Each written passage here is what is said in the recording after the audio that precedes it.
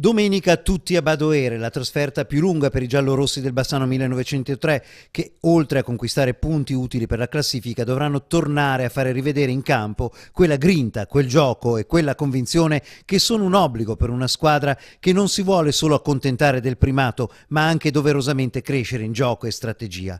L'avversario, ancora una volta, sarà di quelli tosti. Proprio i trevigiani, infatti, lo ricorderete, sono stati i dominatori della prima parte della stagione prima di scivolare lentamente verso il centro della classifica.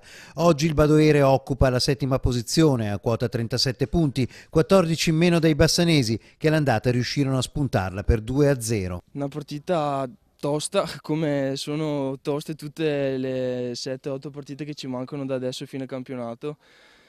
Noi perché dobbiamo cercare di vincere il campionato e le altre squadre perché devono salvarsi o perché devono lottare per i playoff, quindi sono tutte partite difficili e dobbiamo pensare partita dopo partita. Si lavora così in casa Bassano 1903 pensando ad ogni domenica come se fosse quella decisiva, perché è così. Noi assolutamente pensiamo partita dopo partita, sappiamo che ogni partita sono 3 punti e 3 punti in più ci fanno fare un passo in più verso il nostro obiettivo finale. Abbiamo 3 partite fondamentali, Badoere fuori casa, la trasferta in Coppa e poi il Campetro qui in casa.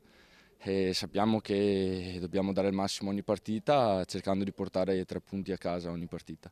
Intanto cambia ancora il campo della semifinale d'andata della Coppa Veneto contro Isola Rizza. Mercoledì 6 si giocherà sull'erba di Oppeano e non più a Minerbe.